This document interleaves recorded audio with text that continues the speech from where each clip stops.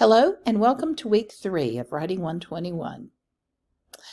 This week we're going to approach composition from 2 different angles.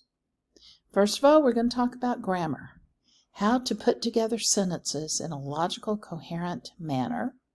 Then we're going to look in a broader sense at how to put together arguments for an entire essay in a logical, coherent manner.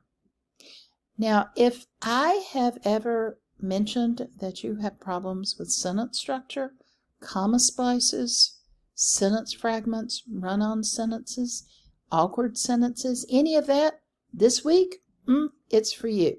I hope that you've already looked at the composition and grammar resources that I post each week. And I also hope that if you have questions, you have come to see me, or you have contacted the Writing Center to let tutors look at your work. But the interesting thing, I hope you have fun with it, the forum this week, I'm asking you to look particularly at comma splices, that part of grammar. Comma splice, very simply, it's using a comma when you should use a period or a semicolon. It's instead of separating 2 complete sentences with a period or a semicolon, it's combining them with a comma. Now, if the 2 sentences are related, it might make sense in your head to put it with a comma.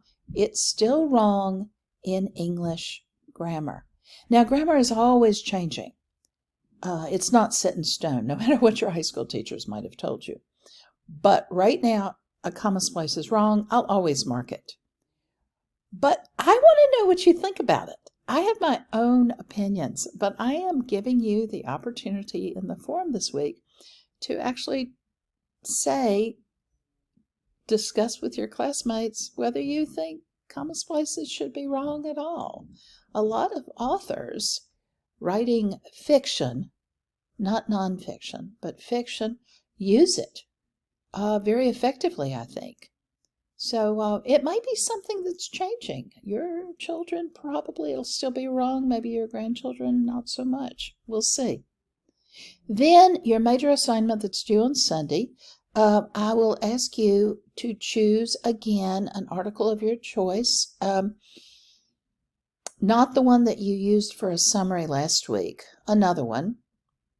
And then I want you not to write an essay on it, not to summarize it, but to analyze it, to take it apart, to tell me what the thesis is, what the intended audience is, and what points are made point by point by point. Full description of it here. Any questions? Let me know. Be glad to help.